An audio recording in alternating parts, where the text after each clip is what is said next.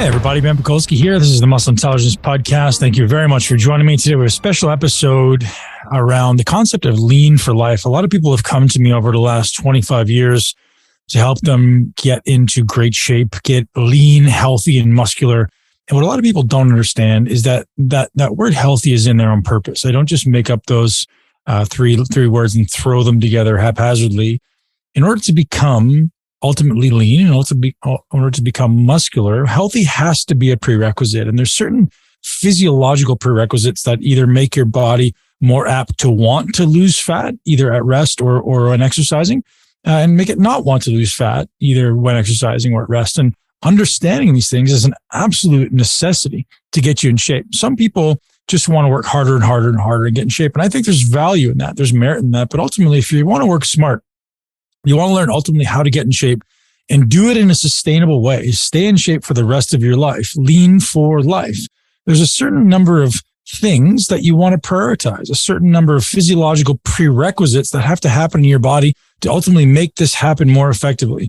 There's 6 things that I like to say are lay the foundation for the optimization of long-term sustainable fitness. Now, sustainable fitness, sustainable fat loss in general is a very, very challenging thing because there's a lot of factors playing into these homeostatic mechanisms that exist in our body and in our mind. There's a lot of things that are ultimately pulling you as far as reward mechanisms, pulling you to eating more foods, right? We have evolved for a long time to first keep ourselves alive, to maintain these homeostatic mechanisms, and second, to receive reward from the pursuit of whatever it may be, some type of high calorie foods. And those things make us feel really good. So while there is a lot at play, we also want to make sure that we're doing all the things necessary to not have our physiology fighting against us. So many people are working really hard senselessly and needlessly and not getting the results they want. I have so many guys that come to me and say, man, I feel like I'm working too hard for the amount of results that I'm getting. And it's because you're not doing things in the right order. You're not prioritizing things that are ultimately what I call your physiological prerequisites to transforming.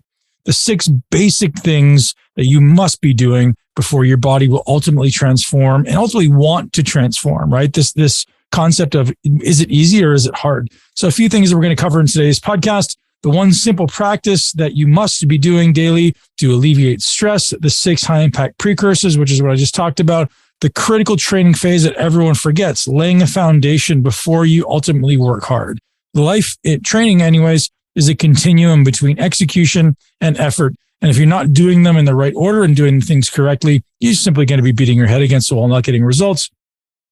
How to overcome the gap between your goals and your process. Process is enormous. If you guys don't understand, there's a natural law of sequence. Things have to happen in the right order. And the final thing we're going to talk about today is the single greatest influence on your physiology, which people just simply don't understand. And ladies and gents, if you're enjoying this podcast, and I know you will, there's a lot of great information. This podcast was extrapolated from one of my coaching calls to my coaching community. Some of the things we teach on a regular basis, just getting into ultimately helping you understand this process so that you can make decisions more effectively for yourself.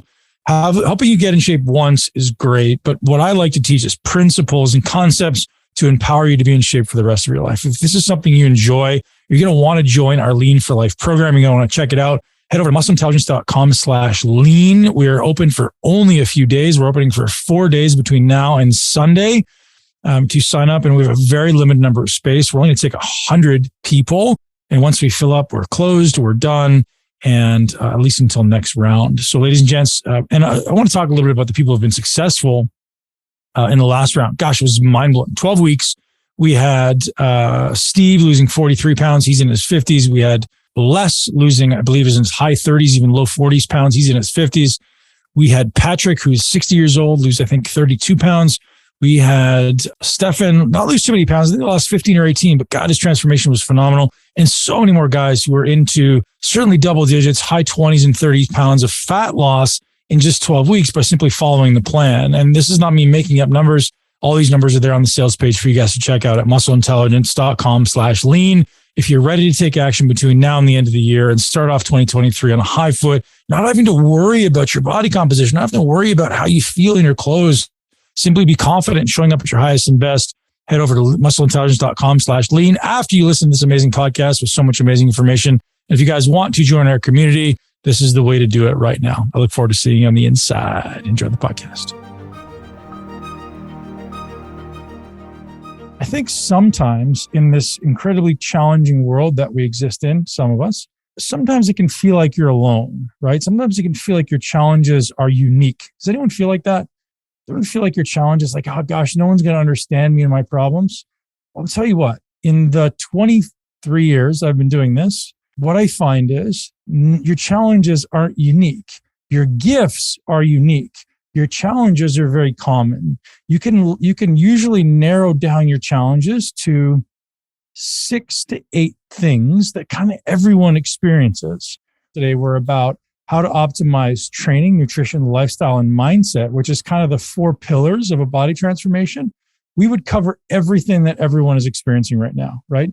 Specific to your body. Obviously, we're not getting into relationship stuff. We're not getting into financial stuff, but those are separate challenges. But specific to your body, we could cover pretty much everything in a short amount of time to allow you to solve a problem. Most of us will say, because I was here too, exist in a stressed state. Yes?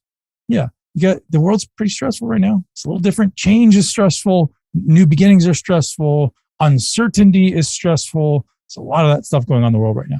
So many of us live in this part of our brain called the amygdala, kind of our fight or flight animalistic brain, really primarily focused on, consumption of food and maybe protection, things like that. So I'll tell you what, we all kind of tap into it on a day-to-day basis, don't we? We tap into this like stress place, and I'm going to presume that most of us, when we fall into that stressed mind, tend to have breakdowns. Right? And I don't mean psychological breakdowns, but maybe if we're supposed to be following a diet plan, you know what? I'm stressed. I'm just going to do this thing that makes me feel better. I'm going to have this drink. I'm going to have this cookie. I'm going to have this donut. I'm going to eat this food, or I'm not going to train. Anybody with me on that? That never happens, does it? We get stressed and maybe we fall off our plan a little bit. Right. So maybe one of the things that we should all be looking to do is to train our mind to become maybe a little less reactive to these stresses. Maybe we can make our brain a little more resilient, a little more anti-fragile. You guys with me on that? One of the biggest gaps and yet the biggest opportunities that every one of you has to make progress in the gym is by creating a greater internal awareness. So when you're doing an exercise, could you guys honestly tell me, raise your hand if the answer is yes, could you honestly tell me at every segmental inch of every rep exactly what's contracting? Do you have that level of internal awareness, internal connection? From my experience, that's one of the biggest gaps preventing people from ultimately making progress, not only in the entire body transformation, but also obviously what happens in the gym. So your ability to get out of your mind and get into your body is a gift. It's truly a gift that can prevent you from being overwhelmed and stressed and ultimately doing these reactive things that are setting you off track, right? So as people who aspire for excellence in our life, one of our mantras at Muscle Intelligence is demand excellence. That's demand excellence of yourself, right? We want to demand excellence in everything we do. And the only way you can demand excellence in what you do is what? If you become aware of your actions. It's been proven that after 35 years old, 90%, up to 95% of what we do is unconscious programming. So if you want to change who you are now, or change the way your body looks, or change the way you feel, or change your emotional state, and make yourself more effective as a human, you have to increase that internal awareness. That kind of creates a gap, doesn't it? It creates a gap between stimulus and response. The great Viktor Frankl, we want to create a bit of a gap in the stimulus. So we're no longer living in that monkey mind, that animal brain I mentioned before, the amygdala. Now we're in our prefrontal cortex. Now we can make intelligent decisions that move us toward progress. I know this isn't what you guys were expecting, but I'll tell you what, training with intelligence is all about using your mind. It's what's called top-down control, right? So we have bottom-up control, we have top-down control. Bottom-up is reactive, right? Bottom-up is if I throw you a basketball, you catch it, it's a reaction. It's bottom-up, it's instinctive. right? Top down is I'm going to tell my biceps to contract. I'm going to tell my calves to contract. I'm going to feel my breathing going in and out of my diaphragm. You guys with me? That's top down muscular control. Upper motor neurons controlling lower motor neurons, right? So these upper motor neurons in your brain can actually control the output of your muscles. And imagine like a concert pianist can hit a key with just the right amount of force to make it play this beautiful song. You all have that ability to tap into every muscle in your body in that same way. And I'll tell you what, you don't have to want to aspire to be a concert pianist, but you should probably gain some level of control over your body if you're stepping in the gym, period. Okay. And now this isn't the entire topic of recovery today, but I wanted to start here because I think it's important for you guys to realize that no matter where you are in your journey right now, putting in a 3-minute practice to start your day every day, and a 3-minute practice before you train to cue into your body is one of the greatest things you could possibly do to change your ability to change your body, right? So when do I personally do this? I do it first thing in the morning. I do it when I'm brushing my teeth. I do it before every meal, and I always do it before I train. Those are my times, right? I'll always, and it's literally can be, the better you get at it, the less time it takes. So sometimes it takes me 1 breath. Sometimes it takes me 5 breaths. Sometimes I give myself 5 minutes, but it doesn't have to be a huge amount of time. All it is giving me an opportunity to get out of the racing mind. None of you here have a racing mind, do you? Nobody has a mind that kind of gets started and can't slow down. No, nobody has that. Some of us do. But the ability to stop that mind and get out of the chatter is a very important attribute to be able to become more conscious and therefore change. For those of you that don't know a lot about me, some of you have done programs with me, some of you have done coaching with me. Those of you that don't know a lot about me, I have a very interesting past, right? So I was from 2008 to 2016, I was a professional bodybuilder. I was one of the best bodybuilders in the world. I was one of the top guys in the world. But I didn't always start there, right? So for those of you who heard the story before, I grew up in a family of obese alcoholics, and my food, my lifestyle as a child was not in any way healthy. You know, I consumed every bad thing under the sun and not a lot that was good. I was told that not only was I obese and had a learning disability, but I also had a speech impediment. I couldn't speak correctly. And I thought as a kid that, well, at least I was told that I was an idiot. I was told that I was dumb. I was told that I would never amount to anything. You guys all hear that kind of cliche stuff, but it's true. And what I didn't realize that my body and my brain were just an expression. They were a result of my lifestyle. So I lived on sugar. I don't think I had consumed any protein and vegetables until I was probably 14 years old. I slept with the lights on constantly and the TV. So my sleep was a disaster. My activity level was pretty good. I kept pretty busy outside only because there was so much trauma, anger, and violence in my house that I didn't come home until the street lights went off so that I could sneak into my room and not be seen. Right. So it was like living in this traumatic, what I call a war zone, which I shouldn't, but that's what it felt like to me as a kid. There was so much trauma. There's so much anger, uncertainty, and explosive fighting that I just wanted to avoid it. So I lived in this constant fight or flight sympathetic drive, and I became very overweight. You know, it wasn't until I was probably 17 or 18 that I actually didn't feel like I was at a deficit. And I didn't know that it was a result of my environment and my diet. I just thought it was who I was, right? I don't blame anybody for that. I don't blame my parents. I don't blame my grandparents. I don't blame anybody. That's just my reality, right? And I was able to take control and say, I remember being as young as 7 years old and going, you know what? I'm not like these people. This is my birth family, but there's something about me that I'm just not like these people. 7 years old. And as early as 13, I started taking interest in nutrition. I started taking interest in health and started reading magazines. I actually became a vegetarian for a little while because I was this young, impressionable human. And they're like, hey, this is what you should do. And this is what's healthy. So I was like, cool, that's what I'm going to do. I didn't have a very healthy version of a vegetarian diet, but that's what I did. And I thought it was healthy. And it wasn't until I was probably 17 years old that I started to understand a little bit about nutrition. And then I was hooked.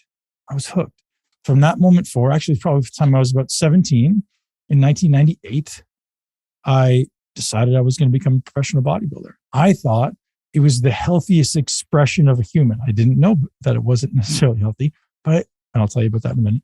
But I thought it was. I was like, look at those people. They look like the healthiest people in the world. I want to become that. And so that set me on this journey. And so I was a pretty athletic kid. I was often the kid who was picked first, right? Why was I picked first? Because I was known to be the guy who would never give up, right? I would lift the people around me up and I would never give up. And these are the type of people that I like to work with now. Does anybody resonate with that? Like, you may not have been the best. Maybe you were the best, but you're the type of person who just like, if you say you're going to do it, it's done. I acquired the nickname as a teenager, Seek and Destroy, because if I said if it was done, like, get out of my way, and there's nothing that's going to stop me, right? That was my nickname. And I developed that reputation for persistence. And maybe it was my resilience to stress that I kind of learned as a kid, that like, no matter what happens, I can do this. And I hope each and every one of you realizes that about yourself. I should say this. There's one thing my mother taught me as a child. There's one thing that sticks with me that my mother said to me. She said, Ben, if anyone in the whole world can do it, so can you. That sticks in my brain. If anyone in the whole world can do it, so can you, right? And I think about that now as a coach. Is like, if anyone in the whole world can do it, so can you. Is that real? Maybe. I couldn't be Shaquille O'Neal, but I could do a lot of things. Today's podcast is brought to you by our friends over at Organifi, a longtime sponsor of the podcast because it works. We use it. Organifi Green is particularly useful for someone who isn't getting all their vegetables. Not only does it taste amazing, but you're getting organic, really, really high quality superfoods to ensure your body is getting the nutrients it needs to help your body get the minerals and ultimately feel great. If you want to be energized, if you want a treat that truly tastes amazing, head over to Organifi.com/muscle and get hooked up with 20% off for a limited time only. They also have a great red product, which is ultimately beets and berries that ultimately can help cardiovascular function and erectile function. Guys, head over to Organifi.com/muscle and get hooked up with 20% off. Today's podcast is also brought to you by our friends at Biooptimizers. magbreakthrough.com/muscle intelligence to pick up the highest quality magnesium that exists anywhere. There's 7 different types of magnesium in this one bottle. Why do you want 7 different types of magnesium? Ultimately, each one has an influence on a different aspect of the system. So certain ones work on the nervous system, certain ones work for the muscles, certain work in the digestive tract, and every other system. They also have different rates of absorption. So your body doesn't get bombarded with too much magnesium at once. It actually has almost like a slow dripping effect, which is very, very useful. Biooptimizers also has an incredible array of really, really high quality products that you guys have heard me talk about before, from Masszymes to their patented P3OM probiotic, hydrochloric acid, Capex. So many amazing products that you guys can benefit from. Literally the entire line of their incredible products over at biooptimizers.com. That's BIOPTIMIZERS. And you can use the code MUSCLE10 to get hooked up on your next order. Ladies and gents, thanks for being here. Appreciate you as always. If you're not already subscribed to the Muscle Intelligence Podcast, do so now and share this podcast with at least one person that you know and love who wants to live their greatest life in a body that they love.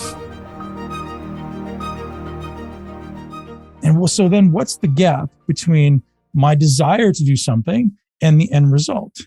There's a few things, right? I say it's just a couple of things. I say it's energy, clarity, and action. So I need energy, right? Does anyone ever get up in the morning and not feel like they have enough energy to complete the day's tasks? Or maybe after your day of work, you don't have enough energy to complete the day's tasks? Sometimes. Energy. Clarity. What's clarity? Well, I need to know where I'm going. I need to have a very clear plan and the ability to follow it step by step, right? So energy, clarity, and action. And if you have energy, then you have action, typically, right? If you guys, let me ask you this. If you had an abundance of energy to do everything you need to do in a day, would anything be a problem? Like, I got to go train. No problem. Got enough energy, right? Got to go do the dishes. No problem. Got enough energy. So all of us, including myself, should always be aspiring to maximize energy. right? We want to maximize our body's ability to produce energy. How do we do that? One thing I'll say about the muscle intelligence approach, now we're calling this the Pakulski method. I think it makes a lot of sense. No one else in the world is doing it. And it's something that happened for me, over the span of, I guess, 18 years. I started training at 17. By the time I was 35, I had a pretty good understanding of how to build results or how to build muscle for just about anybody. And in the last 5 years, I've actually taken the time to take what I do unconsciously. So if you were to come into my life and I would train you, I would do things unconsciously to help you progress. And in the last 5 years, I've taken what I do unconsciously and made it conscious. So now I can teach not only you, but I can teach coaches. So I'm going to get into this. So when you walk into my life, when you guys walk into the gym, some of the questions that should be coming up for you. What exercises should I be selecting, right? So there's this conversation on exercise selection, right? What exercises do I do? Well, how do I know which ones, right? How do I know which one's best for me? Do not do the things you pull off the internet, right? Why? Because you're not them. You're not me. You shouldn't be doing exercises that I do. You should do what's best for you. And I'll talk a little bit about how to select exercises. I'm going to talk a little bit about how to master those exercises. There's a very simple thought process that you guys can be implementing to help you master those exercises. So we have exercise selection, exercise mastery, ultimately execution mastery, and then we have intentional progression, right? And if I can teach you guys those three things, and intentional progression is programming, how to build a great day, a great workout, how to build a great week, and how to build a great month. Is that easy? So if I teach you those three things today, I hope you'll be able to leave here with a really great understanding of what you need to be doing to be effective. With me? Exercise selection. This can get complex, right? Depending how complex you want to get. So you have to assess, this is always the beginning of it. You have to assess, what am I good at and what am I not so good at based on where I want to be. So for someone who's advanced, it necessitates some standard of performance. You create this for yourself. You say, where do I want to be? And what's my minimal acceptable standard, right? Where do I want to be? So you should be assessing yourself in a couple different areas. One, mobility. Don't neglect mobility, right? Don't neglect mobility. Why? How many of you have joint pain, whatever, however you want to express it, joint stuff, nagging pains, little uncomfortable movements. Yeah. So that's the absence of a couple of things. It's the absence of mobility for sure, but it's also the absence of stability, right? So when it comes to assessing exercise selection, I want to go, okay, where is my mobility relative to what I need? Where is my stability relative to what I need? Where is my skill? Mobility, stability, and skill. So when you're choosing exercises, I want you to think of it from a perspective of four things. I add another one: mobility, stability, skill, and the fourth one is simply output. And I'll talk about those in a second. Output. So we want to be able to generate work, right? We need to be able to generate work. Call it force output, right? Call it torque, call it tension. We need to be able to generate tension if we want to transform our body. But the prerequisite to all those things, you don't just go in the gym and arbitrarily move because you're going to cause more injuries. We say, okay, what do I need to do to get my body to move well? So how do I know where to start? Remember what I just did when we started like 5-10 minutes ago? That concept of like internal awareness. It's called interoception, the ability to feel. Like proprioception is outside, exteroception. Interoception, the ability to feel what's going on inside. Well, how many of you have a daily practice to feel what's going on inside your body? Anybody? Think about that. That's not a very common practice, is it? You have no idea what you're feeling inside your body. So how the hell do you know what to do? You're guessing. You're following someone else's plan. And here's what everyone does. Everyone's reactive rather than proactive, right? When do you start to add in mobility work? When it hurts. That's called being reactive. Don't be reactive. Be proactive, right? People who truly succeed in anything in life are proactive. Are you guys successful in business or in your profession? If you're good at what you do, are you reactive or proactive? You're always 2 steps ahead of everybody else. If you want to do the same with your body, if you want to have an exceptional life, if you want to have an exceptional physique, be proactive. create a proactive mobility plan every day. How much time do you need? 5 minutes. Is that too much to ask? 5 minutes every day. You can create a plan that in 5 minutes every day mobilizes your body. And there's probably a very large number of reasons. I'm going to give you a number why that's beneficial. It's not just increasing mobility, right? It's increasing blood flow. It's increasing internal awareness, right? It's increasing your ability to move without pain. So if we think of longevity, some of you people in here are my age and beyond. And so when we think of longevity, there's one single thing that's correlated with longevity in my mind. One single thing. If you look at someone who, and I'm not talking about living long, I'm talking about living long and having a quality life. What is it? Quality of movement. Quality of movement. How many people you know in their 60s, 70s, 80s, 90s who move well? If you know it, if you know somebody and they're moving well, I guarantee the first thing you think of when you look at them is like, wow, vitality, right? When I live to be 90 and 100, I want to have ultimate vitality. And for me, the way we define that is quality movement. The only way you can achieve quality movement is by bringing this awareness inside your body. That's the only way, right? So if you're constantly mindlessly moving, I mean, that's not true. There's people that are genetic mutants that can move extremely poorly and still not have any joint pain. That's not me. I'm not sure if that's you guys. You have to have some semblance of mobility program, and don't take it from a perspective of, I'm doing mobility so I can be more flexible. Flexibility is not the goal. The goal of mobility is to be able to connect into your muscles, to be able to feel what's going on. And here's what else you can do with it. Do you guys realize that your body holds on to stress? I'm sure most of you guys by now realize that, right?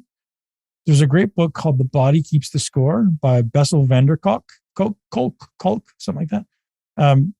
He writes this book about how stress in our mind becomes embodied. Anyone ever heard that book? Anybody interested in that kind of stuff? So when you become psychologically stressed or experience trauma, your body actually remembers things that are maybe similar in nature, or maybe you generalize that they're similar in nature, and they cause these tightness, these expressions of tightness in the body. Your body holds on to stress. So what does that mean? When I train mobility and I'm conscious of it, I can let the stress go. Now, my mind and my body are inextricably linked. Everybody remember this. You cannot separate your mind and body, right? So, meaning, if I'm stressed in my mind, my body is also stressed. If I'm stressed in my body, my mind is also stressed. So if I want to change the way my mind is existing in this racing state or in a stress state, if I change my physiology, my body, my mind will follow. Anybody ever experienced stress? The next time you experience stress, try moving, try mobilizing your body, try going and doing some walking outside, ideally in the sunshine, and go a little bit more than you're comfortable with. Just a little bit more than you're comfortable with. You'll feel so much different, right? So that's just a little tip for you guys when it comes to understanding this mobility process. So when it comes to understanding how to change your body, please, I encourage you, create a 5-minute practice at least every day to move your body. Listen, I do this when I brush my teeth. I literally do this when I brush my teeth, right? Gives me like a floss. I'm standing like doing mobility stuff. I'll have like one leg up on the counter and just like move your body. It doesn't have to be complex. It doesn't have to be a yoga class. It doesn't have to be anything miraculous. Move your body. Start there. Next, I said stability. What's stability? Stability is the ability to not move, right? Stability is the ability to not move. Now, all of us cannot move in a standing position. But what if I put you to the bottom of a lunge and I said, don't move for a minute? Could you do it? Most of you would be like, yeah, I can do that. Some of you are like, hell no. Stability is an indication of the muscle's ability to generate force, the muscle's ability to generate strength. What many of you will notice is when you're generating stability, you become shaky. Anybody become a little shaky? Normal. It's the nervous system upregulating contraction, right? Maybe you're exceeding the muscle's ability to contract. Maybe you're exceeding your body's ability to generate stability. But stability is very, very important. How do we train stability? I want you guys to remember 3 letters. This is the means of progress, whether it be stability or strength. TDL, time, distance, and load. So time first, extend periods of time. We want to train stability. go to a position and stay there. How many of you guys in high school did like the wall sit test? Most people are familiar with that, right? Yeah, like a wall sit test. Well, what are we doing? Well, we're just challenging stability, positional stability, right? We're going to this one specific joint angle, you're challenging stability there. And then maybe something else, maybe an isometric push-up. Go to the bottom of a push-up, stay there.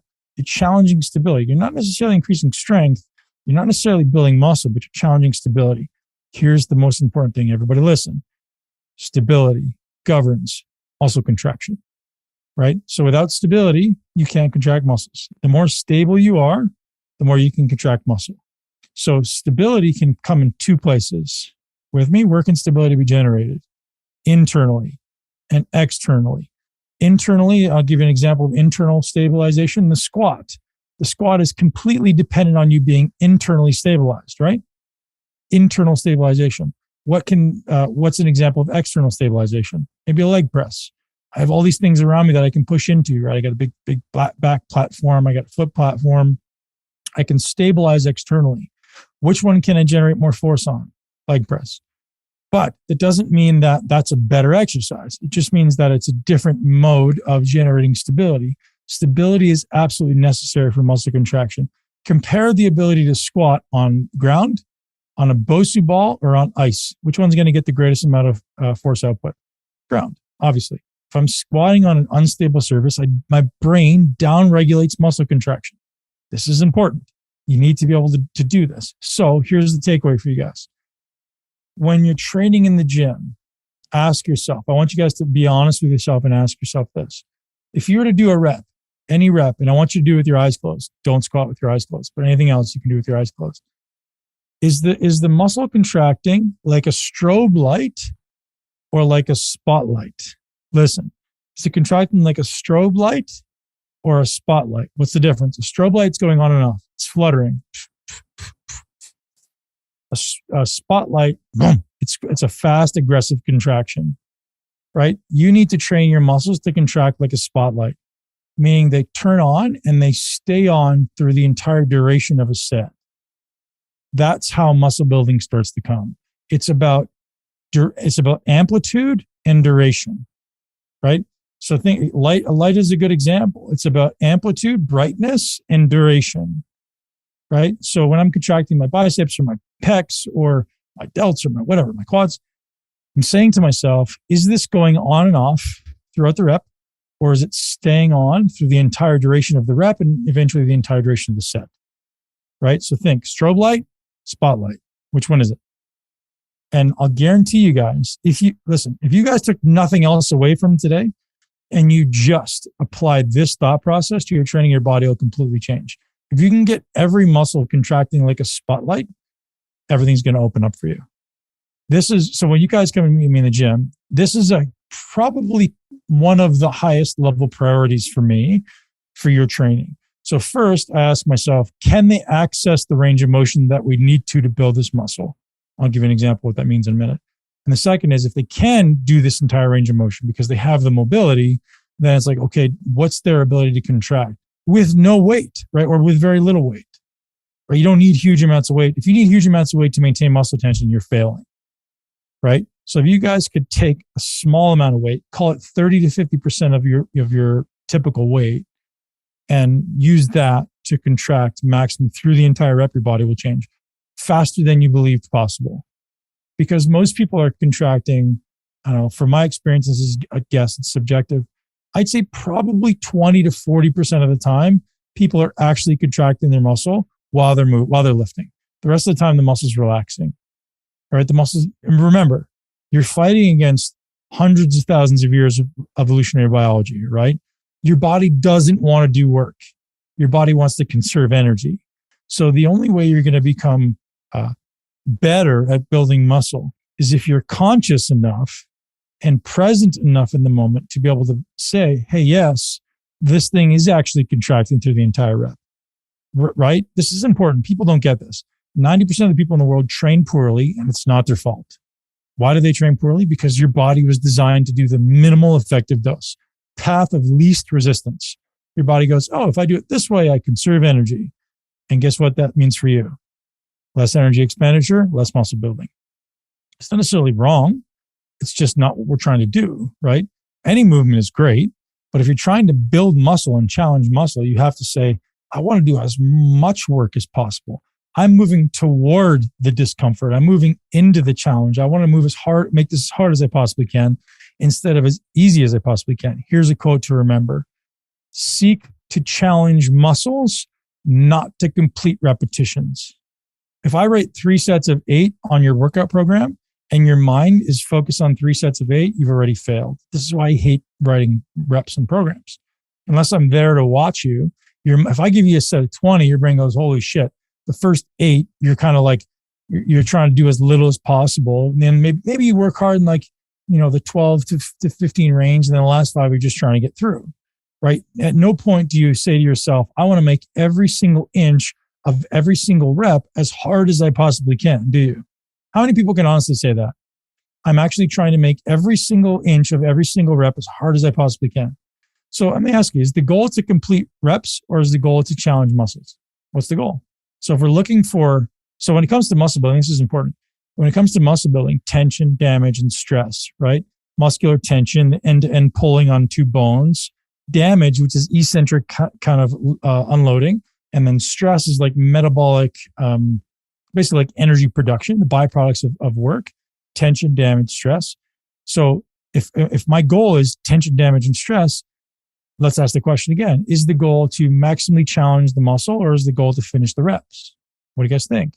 The goal is to maximally challenge the muscle. Reps don't mean anything, right? It's about how much tension, damage, and stress can I put through this muscle, right? At no point does it say, oh, I did 8 reps. Nobody cares. You're the only one that cares, right? Because you can post on Instagram and say you did a PR today. So there's value in the psychological win of what we'll call progressive overload, right? There's value in saying today I did 8 and yesterday I did 7. There's value in that psychologically because it's progress. But where the true value is on the inside of our body is in creating tension, damage, and stress, which allows the body to adapt and change. So now I'm gonna add a little wrench in this for you. When it comes to generating tension, damage, and stress, one of the biggest mistakes I see people making is following a plan that doesn't suit their body. Here's what I mean.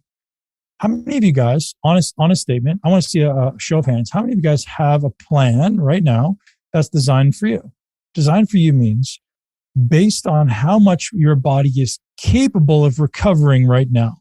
If I'm doing a program that is exceeding my body's ability to recover, I'm not progressing. So your recoverability determines your program, right? So if you say I'm doing a program and I'm sore for a couple of days, or I'm not sleeping very well, or I'm in a caloric deficit, yet I'm training really hard, you're failing. Your body's not going to adapt, right? This is a big gap in the industry. Everybody says I'm going to go into a caloric deficit and I'm going to increase my training stress. Those two don't go together, right? Oil and water. So here's how to think about this. When you start in what I'll call a foundational phase, and I'm going to tell you about that in 1 minute. A foundational phase is the first phase we start in when we come into a body transformation, whether that be to build muscle, lose fat, or transform your body. It doesn't matter. We all start in a foundational phase. Here are the objectives, the multiple primary objectives of a foundational phase. We must increase our body's ability to recover. Think of stress in terms of a bucket. And we all have a stress bucket. Some of us have a small bucket. Some of us have a really big bucket. It's our ability to tolerate stress. It's our ability to tolerate stress. And stress can be financial and relational, and it can be chemical. It can be food. It can be training. All those things are stress. And if your current stress load is filling the bucket, like I've got enough stress, I don't feel like I can take on anymore. And I come along and negligently dump some more stress in your life and say, hey, let's work more. Let's do more volume, work harder this week. And I'm also going to take away the biggest lever you have against stress, which is calories. And you're still making your stress bucket smaller, and I'm dumping more in. You're spilling over. You don't adapt and recover, right? Your body simply doesn't have the ability or the resources to adapt. So the first thing we all do in a foundational phase, I'm going to go into details in this in a minute. The first thing we do in a foundational phase is we increase our ability to adapt. Here's how we do that. Anybody interested in hearing how you increase your ability to adapt? Amazing. So as I just said, Calories are a really, really important lever against stress. If you take away calories, all calories, but particularly carbohydrate, proteins, and fats as well, you decrease your body's ability to recover. So taking that away is a big no-no if your objective is improving performance. So most people make that huge glaring error of, how many of you guys have been guilty of that in the past? I know I have. I'm going to increase the amount of work that I do. I'm going to increase cardio, increase training, increase cardio, and decrease calories. Anybody do that? All right. That's the kiss of death, right? And how many people also, and keeping your hands up on that line, how many people have also done a transformation program or a muscle building program and then hit a plateau that they couldn't get past? You felt like you were working so hard and yet not seeing results for the amount of work that you're putting in. Anybody? Yeah. Very common, right? So you're not appropriately matching your caloric intake or maybe your ability to recover from stress with the training program. These two things can't be separated. So here's a few things. I'm going to give you guys 6 targets for phase 1, foundational phase. Okay. We're up for that? 6 targets. So first and foremost, to increase our recoverability, we talk about sleep. I know that's kind of, beating a dead horse these days. Like everyone talks about sleep, but it's that important. So you got to optimize sleep in phase 1. First phase, got to recover sleep, because sleep is like this. It's this small hinge that swings a big door, right? It's a huge lever. Okay, so sleep, stress. We have to not necessarily decrease stress, but we have to learn to modulate or moderate stress. And I could talk about that. And then we look at gut health and inflammation. And I think those two things are inseparable. Gut health, digestion, and inflammation. So again, to reiterate, we have sleep, stress, gut health, and inflammation. Then we have insulin sensitivity, aerobic fitness, and skill acquisition. Those are our 6 primary objectives for phase 1. So if you guys are, and I think every one of you, I should say this, phase 1 doesn't necessarily mean it only happens once. Phase 1 for me happens at least 2 times a year, and often 3. So it's these times when I want to put my body through more recovery phase, right? I've pushed the envelope for a while. I've kind of, and the way I think of it, guys, is this: all those life stresses, whether it be financial or relational or chemical or even training stress, you're digging little holes, right? You're digging little holes around your body. Sometimes you're digging big holes because you're just digging yourself further and further and further. And eventually you're walking around in a landmine, right? You're walking around in a place where you can't even get your feet on the ground. So a foundational phase is about filling in all those holes so that we can have a nice solid foundation under our feet from which to make progress. Okay. Then phase 2 is called an optimization phase. And the way we think about optimization phase is it's this progressive ascension. Look at me, everybody. It's this progressive ascension of training volume and recoverability. So we scale those two things concurrently. This is phase 2. But listen, you can't move into phase 2 unless you've completed phase 1. And phase 1 means I need to be improving my sleep, adequate sleep and recovery, stress modulation. I can talk to you about that if you're interested. Gut health and digestion, obviously inflammation, insulin sensitivity, aerobic fitness, and skill acquisition. So those are all the things we work on in phase 1. Phase 1 averages 4 to 12 weeks in duration. Some people need no foundational phase. Some people have all those things nailed. Some people need a longer foundation. But I'm going to tell you a secret. People make more progress in this foundational phase than they do in subsequent phases often. Why? Because we're healing the body. Do you guys, if I told you guys that your body wants to be healthy, would you believe me? Your body wants to burn fat at rest, right? Your body wants to optimize hormones. It doesn't want to be sick and unhealthy. It's just the dumb shit we do in our lives that makes us sick and unhealthy, right? The lack of sleep, the poor light exposure, the lack of movement, the poor nutritional decisions. And all of those things are a result of living in our amygdala, living in our animal brain. We get in this stressed state. The body releases adrenaline, the body releases cortisol. We feel anxious and stressed. All of a sudden, we start doing things we don't want to do, which brings us back full circle to what I started with today. So we're on to this optimization phase once you've graduated from a foundational phase. And really, the simple nature of it is scaling recoverability and scaling volume of training, scaling obviously volume and intensity. So scaling the amount of training you're doing. And then we're going to move, once we've done that, now optimization phase. I like to stay in optimization phases until my body feels like I couldn't possibly do any more training. I was like, either I don't have any more in my schedule. I'm like, you know what? I'm just not recovering enough. I'm going to stop this. And then what I do is the optimization phase stops and we move into a performance phase, right? Phase 3 is called the performance phase. And that's where we sustain that amount of volume and that amount of recovery for an extended period of time until my body feels like it's progressed. It's made a lot of change during this performance phase. So during the performance phase, if you guys want to understand how that looked for me, that's really where you're going to get massive amounts of body transformation. So your muscles are going to grow, your fat's going to come off. Like that's where I would be if I was getting ready for a contest, or where you might want to be if you're getting into a transformation phase. Notice before we went into this performance phase, there's 2 phases that had to precede that. And again, those can be, if you do them well and you execute with 100% accuracy, they're 8 weeks, right? And then you're into this performance phase where now the results almost feel like they're coming daily. This is where you guys are waking up every day and your body fat gets leaner. Your body looks like, oh, tighter today. Oh gosh, every week I look like I put on a couple pounds of muscle.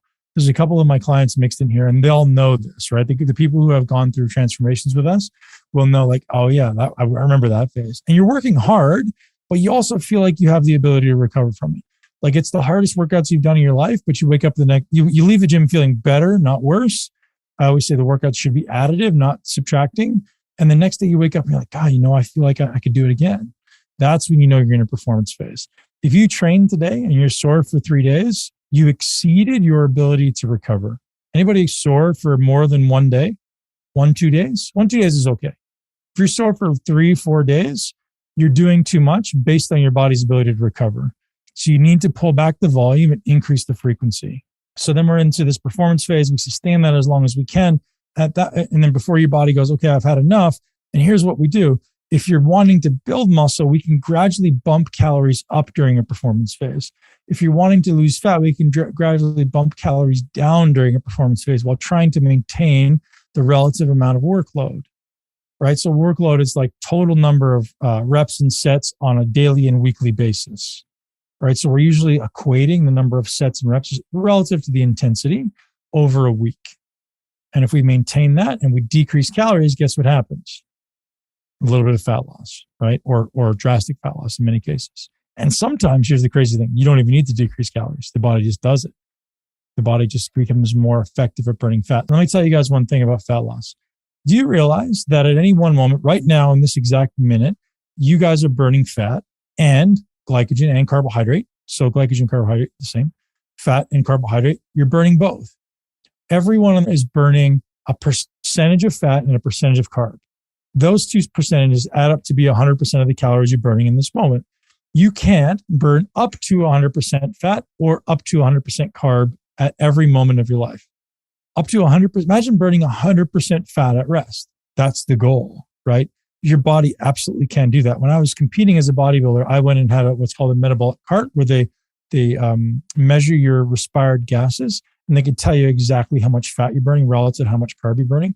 And I was in the range of about 99% fat burning at rest, right? Doesn't that sound aspirational? Like, how do I get there? Well, I can tell you how to get there. Go do what we just did in phase 1, right? We need to improve sleep, stress, gut health and inflammation, insulin sensitivity, aerobic fitness, and skill. If you do those things, it's called metabolic flexibility. Has anyone heard that term before? Metabolic flexibility? No. We can massively increase metabolic flexibility. So here's a very, very, very important thing to know. Human beings are very, very simple. We're all just trying to feel better than we did a minute ago, right? So if something in my body doesn't feel good, I want to change my state, right? We're all just looking to change our state. That's why we drink. That's why we smoke. That's why we take drugs. That's why we take whatever. That's why we do those things. That's why we consume food. If I know that eating a donut will make me feel better than my current state, most people, not all, but most are going to choose the donut. We all have, this is important. I teach my kids this. We all have internal and external coping strategies, right? So external coping strategy is alcohol, it's drugs, it's food, maybe even television is an external coping strategy, right? I feel a certain way, and this external thing lets me feel better temporarily. Internal coping strategy is learning how to manage stress with a physiological change. Exercise can be either external or internal.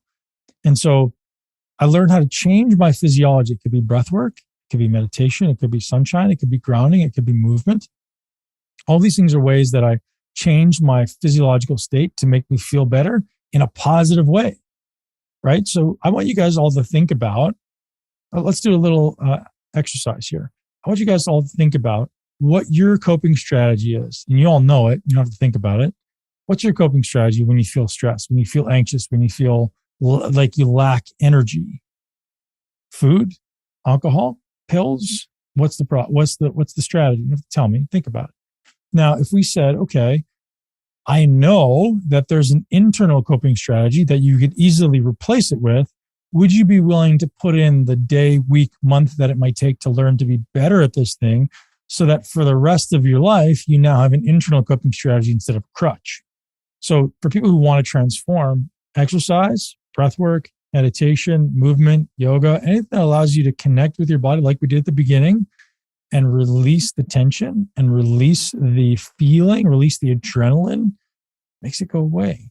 Now you wake up feeling amazing and you go to bed feeling amazing, right? Now you can feel empowered by life rather than feeling overwhelmed by life, right? All those every feeling you've ever had up to this point is transient, isn't it? As Lance Armstrong says, pain is temporary. It may last a minute, an hour, or even a day, but eventually it will subside, right? But quitting lasts forever. Again, that's his statement. I think it's relevant, but it's this reality that every emotion, every feeling we've ever had is transient. And if we can learn to cope with those things internally, we can change. Here's the thing with exercise. This is my a big part of my message in my brand that I didn't really build in today's podcast. A big part of the messaging in the brand is that exercise, in my opinion, is your greatest daily opportunity to become more conscious, right? So we talk about increasing consciousness as a human. How can exercise be an opportunity to become more conscious? Well, if you're tuning into your body, you're becoming really connected with what's happening inside of your body. What are you not doing, right? You're not thinking in your head. You're connecting in your body. Exercise for me is a meditative experience. The only thing I'm concentrating on is, what do I feel in my body? There's no thought in going on in my exercise. What do I feel? I'm so present in that moment. I mean, if you're under 600 or 800 pounds, you're damn well going to be present. Otherwise, you're going to be in big trouble. But it's this opportunity to go, okay, no matter what I'm doing, how can I be more present and more precise with what I'm doing in the gym? Now, here's the beautiful thing. I can take this precision and this consciousness that I'm creating in the gym, this ability to be present in this moment, and I can take it and apply it in my relationships. I can take it and apply it in my business. I can take it and apply it in my studies, in any aspect of my life. So I'm more present, I'm more conscious, I'm more ability to have a conversation and be here now, right? And exercise is your daily training for that. The exercise you're already doing, no matter what it is. It can be CrossFit, can be TRX, can be kettlebell, it doesn't matter. You have the ability to do it mindlessly, or you have the ability to do it mindfully. When it comes to body transformation, and I think that's what we're all after, right? It's not just like, yeah, I want to learn how to train better. It's like, what are all these things inside of the gym and outside of the gym that influence the way I look and the way I feel and the way I perform? So at the end of the day, it comes down to look, feel, and perform, right? I want to look amazing. I want to feel like a champion. I want to perform like a gold medal athlete, right? And so, or whatever your desired end state is. And there's a lot that goes into that. There's a lot that's influencing your physiology. So let me talk to you guys about how I frame this in my mind really, really simply. If I'm trying to influence the way that I look, feel, and perform, well, the way I think of it is, if you were to picture, you guys can picture Rocky standing in the middle, and around Rocky is these 6 potential influences. There's really only 6 things that you can do to the human system. And so what are those 6 things? Well, it's the way we move, the way we eat, the way we breathe, the way we think, the way we sleep, and the environment in which we do them. That's it, 6. And the environment includes air, light, people, and I also now started including EMF, because there's a lot of it. So all those things are influencing in some level or another our internal physiology, right? So internal physiology, you can think of it as like this big soup, or this big stew, and this like mix of enzymes and hormones and all these things that are happening inside the body that happen as a result of these 6 inputs. Yeah. So your body, the way it looks on the outside, is an expression of what's happening on the inside. So the way your body appears on the outside is a perfect expression of what's happening on the inside. And if you want to change it, you have to take control of these 6 inputs. So this is what the muscle intelligence transformation method does, right? We don't just look at training. We don't just look at nutrition. We look at all 6 of these areas and we go, okay, which one of these for you is not supporting your objectives? And I'll tell you what, would you guys be surprised if I told you that it's proven that the greatest influence on our physiology? So if you had to guess what the single biggest influence on our physiology is, what would you say? Most people would say nutrition. Yes? Put your hand up if you say nutrition. How about movement? Sleep? That's a good guess. Thinking? That's up there. I'll tell you what, it's none of those. You don't want to know which one it is? It's light. It's light is the single greatest influence on human physiology, on human biology. That's really interesting, isn't it? Most people wouldn't have thought that. It's like, it's like you guys guessed all of the 5 other than the one that it is. And most people go, there's no way it's light. Yeah, it's light. Light has the greatest influence on our physiology. And so now you guys will see there's people now coming out with like infrared light machines that you can shine on your body that completely can change your physiology. But so I only share that to kind of impart on you the value of everything, right? The value of something that you may see as insignificant, but it's massive.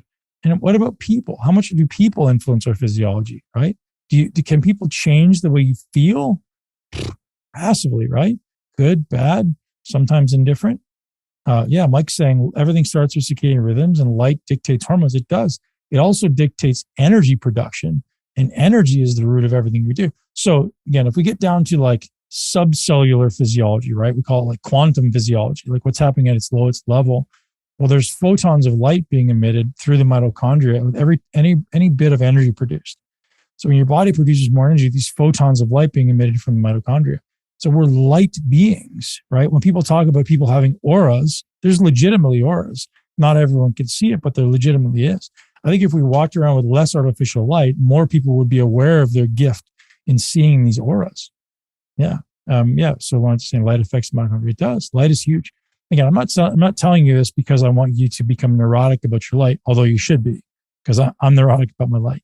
But honestly, like I'm just letting you know, there's so many things that influence the way you look and the way you feel and the way you perform. There's a lot that goes into it. There's a lot that you guys want to understand. And there's a lot of misinformation out there, isn't there? The challenge in the world right now, social media is such a gift and it's such a challenge because people who in the past would have been the fringe minority who like nobody really heard now have this platform for everybody to listen to. And these extremist people are getting all this publicity because they scream the loudest. Where in the past, everyone like said, "Shut up! Like you're being crazy." Now they get all this publicity, which is challenging. See, it's hard for like rational people to know who to listen to, right? So the rational people are like, those people are crazy. The extremes are crazy. I'm just going to go ahead and find my little place in the middle because they're given this platform to scream loud and they have you call it passion to scream loud. It's hard to know who to listen to, right? It's like you guys have all heard the vegans and the carnivores. They're the loudest of all. And the answer is somewhere in the middle, right? Vegan and carnivore can work for sure, but is it ideal for everyone? No chance, right? The way to think of it is like vegan and carnivore are the outliers, and the 90% of us should be in the middle. They're the 5% on the outside. And I'm not saying they're wrong. I'm saying certain people, 5% of the population, can actually benefit from those, but everyone else can or shouldn't. But anyways, I digress. We could talk about that all day. Coming back to wrapping up the content. It's so vital that, so one of the metaphors I like to use is, did anyone of you guys own a business? You want to own their own business? So if you own your own business, even if you don't, you'll get the metaphor. If you own your own business and I came to you and I said, hey, you know what? I need a business plan. And you go, yeah, no problem. Go on the internet, download this business plan. That'll work for you. Like you go on the internet, you download some arbitrary business plan. And is it going to work for you? Well, you may get some value out of it. You may get some direction. You may get some structure. maybe you follow any plan. Some plan is better than none. But in reality, the business plan you want should be for your business, right? And so it's got very specific needs. It's got a very specific market. It's got a very specific, maybe lead funnel or whatever, supply chain and things. And the same thing's happening with your body, right? So for you guys to go on the internet and download a program, some programs are very, very good. Some programs are very effective and they're novel, right? There's value in novelty when it comes to programs. When I created MI40, the first program, which was 2010, a long time ago now, and we sold, I don't know if it's a million, pretty close, a lot of copies. The reason it worked, and I was very conscious of this, I decided on the 5 biggest challenges or the 5 biggest mistakes that everyone was making. When I started MI40, it was 2010. I said, well, what are the 5 things I see everyone doing? I'm going to fix those. So the program was built around those 5 big problems. And when I solved those problems for everybody, they're like, oh my God, this is the best program I've ever used in my life. It works so much and so well. Thank you. You changed my life. This is what I heard often. I did 0 marketing and we did huge amounts of sales. But only because I was like, okay, what problem are people having? Let's solve it for them. So again, did I customize that program for people? No, but I solved common problems. Did it work? Of course, because I solved common problems. But now it seems as though the more diverse the demographic, the more diverse the challenge set, right? Now we're getting into young people and middle-aged people and older people and women and men and different goals. So my encouragement to you guys is if you have the desire to transform your body, and I'll say this, if you're just someone who is interested in adding some muscle, like, yeah, it'd be nice. If it would be nice for you, then keep doing what you're doing and just do your best, right? Work hard every day, try to progress, learn a little bit every day, and you'll get better over time.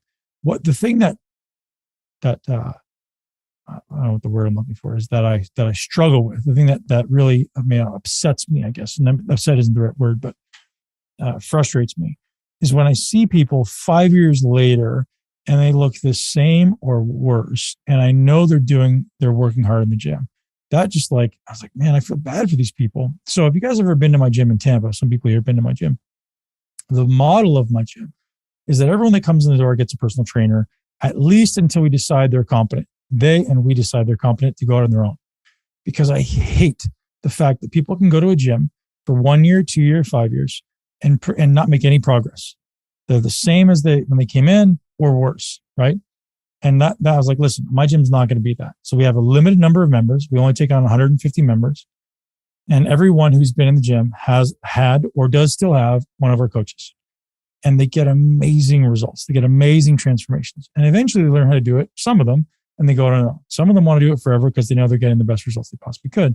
They're maximizing their minutes, right? So when you go to the gym, some people get 30 minutes, some get 45, some get 60, some get 90, arbitrary.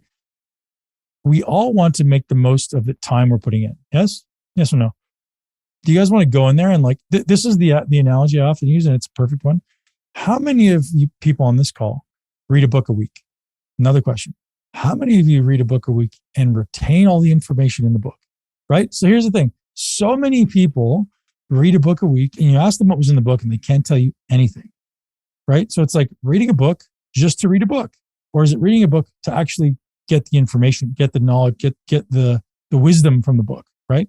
And so exercise is no different. Most people go to the gym just to be able to say they went to the gym. They don't actually want the result. That's a wrap, ladies and gents, boys and girls. Thanks for being here. If you did enjoy this podcast, head right now over to muscleintelligence.com/lean and get hooked up with our very limited time offer. It's available only for the next 4 days. You can join me and my team over the next 12 weeks and get in the best shape of your life. Lean for Life, 90-day body transformation guided by yours truly. I'm going to be teaching you every single week.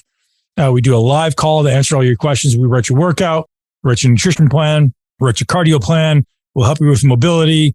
And then ultimately we'll answer all your questions every week live, me personally and my team on a call every weekend. So if you guys are ready to take action, then let's do it.